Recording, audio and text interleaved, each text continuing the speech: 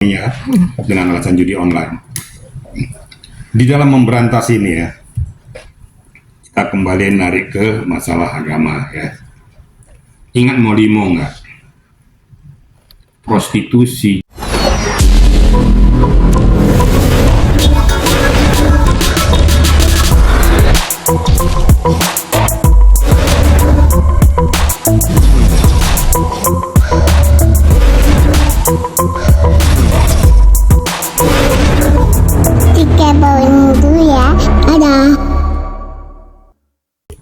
Jadi gini ya, judi online atau judi yang sesungguhnya terjadi semuanya pasti mudarat. Sekali lagi pasti mudarat, pasti menyengsarakan. Karena apa pasti menyengsarakan? Karena dengan cara instan untuk mencari keuntungan. Padahal namanya judi, bandar judi itu juga tidak merugi. Dia membuat segala macam cara untuk menarik para penjudi-penjudi ini supaya mau masuk ke dalam lingkaran itu. Setelah diiming-imingi nanti, mereka baru dihabisi pelan-pelan. Habislah harta benda. Akhirnya minjem sana, minjem sini. Nah, kalau ini harus dibantu bansos, saya sendiri sangat geli mendengarnya. Ada pro kontra mengatakan, loh itu kan antara judi online. Lu goblok banget yang ngomong begitu. Lah, bantuan sosial diberikan adalah untuk mensejahterakan rakyat. Iya. Oke? Untuk mensejahterakan rakyat yang berkekurangan dalam kelayakan hidup. Loh, masa bantuan sosial dipakai untuk judi? Itu kan nggak tepat. Nah, justru makanya dikatakan oleh pemerintah tersebut kepada para penjudi-penjudi tidak diberikan bantuan sosial itu. Jadi tolong jangan digeneralisir. Ya. Program pemerintah tetap berjalan. Nah, ini tolong dipilah-pilah ya. Program pemerintah tentang bantuan sosial tidak pernah dihentikan.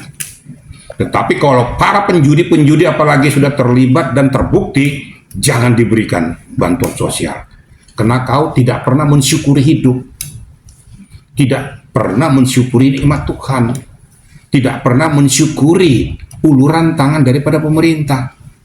Justru malah kau salah gunakan untuk mencari keuntungan secara instan. Ini kira-kira. Jadi kalau mendengar pro kontra kita juga harus berpikir jernih juga gitu loh. Jangan nangkap sepotong-sepotong. Jadi jangan juga salahkan pemerintah. Kalau pemerintah tegas ya setuju banget itu. Bila penting kebiri aja yang jangan diberikan apa-apa lagi sama para penjudi-penjudi itu. Tidak pernah sejarahnya penjudi itu bisa memperkaya dirinya. Dari 100%, 99% pasti jadi miskin.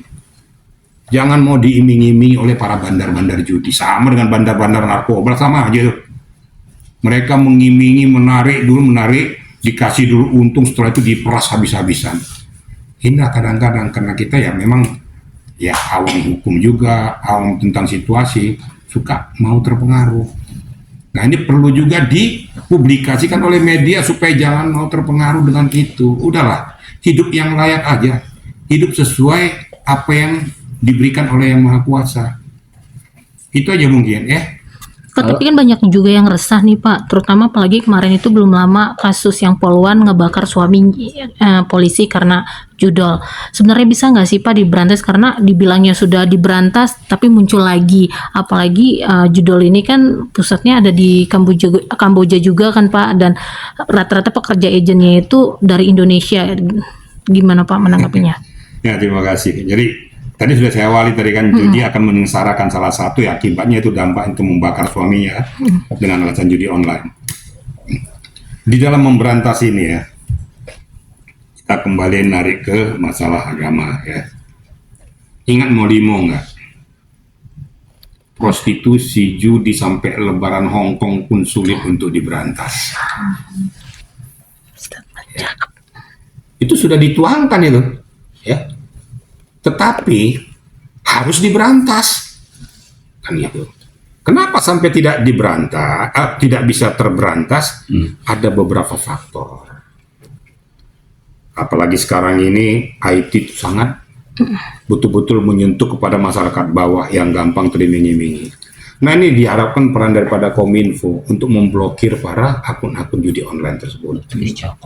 Bagaimana caranya, apalagi dari luar negeri, contoh Kamboja, umpamanya, bagaimana caranya koordinasi hubungan supaya memblokir itu? Kita kan punya alat server untuk memblokir itu. Ya, Kominfo berperan aktif untuk memblokir ini, salah satu caranya yang paling efektif. Yang kedua, para oknum-oknum ini, saya harus langsung menungkit ya, oknum-oknum yang membackingi tentang judi online ini dengan iming-iming dapat setoran.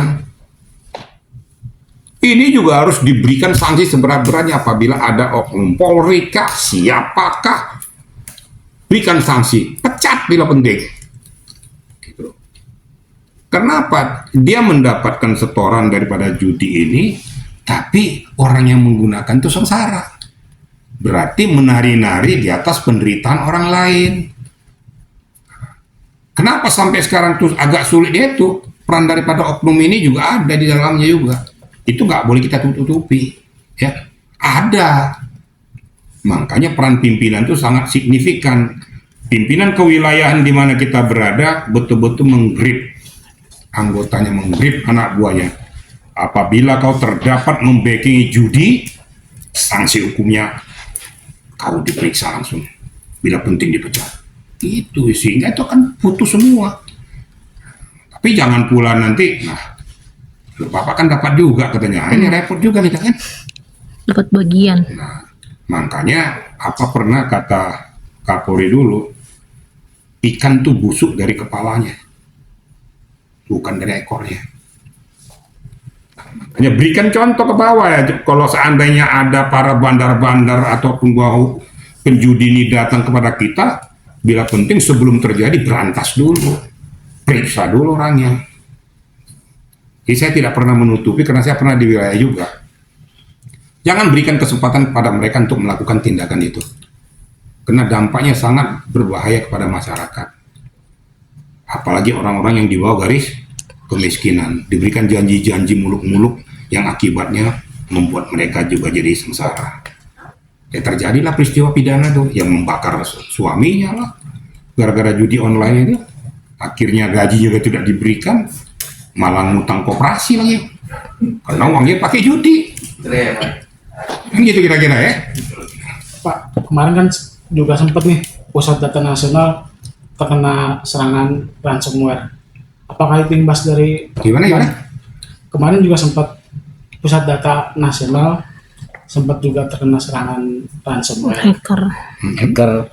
Nah, apakah itu salah satu imbas karena mau memberantas judi online ini? Jadi dikecoh. Tinggal kita lihat apa itu benar atau enggak. Saya nggak mau berandai-andai ya dengan apa yang Anda sampaikan tadi. Yang penting, saya katakan tadi, bahwa pusat data itu berperan aktif untuk mengamputasi itu semua. Tapi dengan betul-betul jujur. Jangan supaya masyarakat tuh seneng dengar ya gitu, tak tahu setengah-setengah. Harus jujur. Kalau memang betul-betul para hacker ini dihantam-hantam betul, jangan berikan kesempatan mereka untuk membuka itu. Blokir semua punya. Udah gampang saja sebenarnya. Tanpa pandang bulu ya, Pak. Tanpa pandang bulu siapapun orangnya. Kalau memang terlibat dari Kominfo-nya, sikat. Terlibat daripada Polri-nya, sikat. Oknum lah dikatakan, banyak lah yang bermain. Apalagi oknum-oknum siapapun itu ikut bermain di dalamnya, bermain judi online. Babat, tangkap, langsung periksa, langsung berikan sanksi yang seberat-beratnya. Aman semua. Tapi kalau Anda katakan, loh, sampai kiamat juga judi online tidak akan pernah terberantas, ya memang dari zaman bahla begitu. Kan saya bilang tadi mau limo tuh susahnya itu, prostitusi kau sampai apapun kau bikin prostitusi, tak ada aja dok. Dengan segala macam cara. Judi sama saja, minuman sama aja, kau paksa minuman berantas nggak akan selesai. Tapi kita harus bisa minimal meminimais itu semua. Jangan berikan kesempatan peluang. Itu yang paling penting. Yang penting niat dulu. niat untuk memberantas, masalah keakar-akarnya belum tuntas ya itu kan nanti. Tapi kalau niat sudah tidak ada gimana mau selesai? Kira-kira gitu, ya. Pak, soal PPATK yang mendapati sekitar 1.000 anggota DPR terlibat judi online dengan transaksi senilai 25 miliar per orang, itu seperti apa ya Pak? Saya juga belum bisa memastikan, itu kan perlu data dan fakta yang akurat ya. Kalau memang PPATK berani mengeluarkan data ya, itu namanya analisa transaksi keuangan. Kalau betul-betul akurat, kalau memang betul-betul sama-sama kita mau memberantas itu ya munculkan saja, serahkan aja ke Barreskrim supaya ditindaklanjuti. Kalau memang terbukti ya ambil sanksi hukumnya. Tidak ada yang kebal hukum. Tapi tentunya sekali lagi saya katakan, apakah data dan fakta itu betul? Nah, tolong PPATK juga mengeluarkan data fakta itu harus akurat betul. Karena ini menyangkut hak daripada orang lain.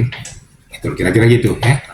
Pak, mohon maaf, netizen juga bilang atau sebut bahwa di sini polisi malah punya peran penting, ambil bagian besar yaitu kayak keuntungan gitu, Pak. Bapak sendiri menanggapinya seperti apa? Tadi saya sudah saya jawab kan. Kenapa judi online ini sulit untuk terberantas? Gitu. Salah satu di antara tadi, ya peran oknum-oknum itu yang ikut membackingi. Saya nggak pernah menutup mata tentang itu. Ya, ada anggota di lapangan juga ikut bermain, makanya peran pimpinan Polri, siapapun anggota Polri yang melakukan itu, sikat langsung. Karena ada perintah Presiden, dia jelas ya, harus keras karena sudah banyak dampak daripada judi online ini menyengsarakan masyarakat. Jadi saya tidak mengatakan bahwa sulitnya karena ada di situ, kemungkinan ada. Kemungkinan oknum loh ya, oknum itu berada di dalam situ, bermain di dalam itu, bahkan membackingi, bahkan mungkin saja bisa membocorkan rahasia apabila ada suatu razia dan lain sebagainya. Sehingga ya bagaimana mau kita bisa memberantas secara tuntas. Nah inilah peran daripada Propam juga harus turun. Kalau betul-betul memang kita mau mengangkat harkat martabat bangsa Indonesia, harus betul-betul kita jaga itu. Jadi saya tidak pernah menutup itu ya. Kalau dibilang ada, kemungkinannya itu ada. Dan bahkan ada yang main kok sudah ketangkap kan. Ada yang bermain juga kok. Kenapa tidak? Gitu kira-kira Pak, tapi kalau untuk pekerja dari pihak kita yang orang-orang Indonesia, dia bekerja di Kamboja, setuju nggak sih Pak, bahwa kan saat ini mereka juga lagi viral nih Pak untuk minta dikembalikan, sedangkan mereka dipersulit karena harus membalikan biaya penalti. Kalau itu urusan pemerintah lah ya. Ini akan hubungan bilateral ya. Nah, kalau memang seperti itu nanti tentu pemerintah pusat melalui Kementerian Luar Negeri tentu akan berkoordinasi dengan negara setempat supaya bisa memfasilitasi untuk warga negara Indonesia yang dipersulit untuk kembali ke Indonesia bisa untuk difasilitasi. Ini kan sudah hubungan antar negara ya. Hubungan bilateral itu perlu. Nah ini fasilitasi daripada negara dibutuhkan untuk menyelamatkan bangsa Indonesia yang ada di sana untuk kembali ke Indonesia. Ya, gini itu ya. Oke, ya, terima kasih Pak. Oke. Oke Pak.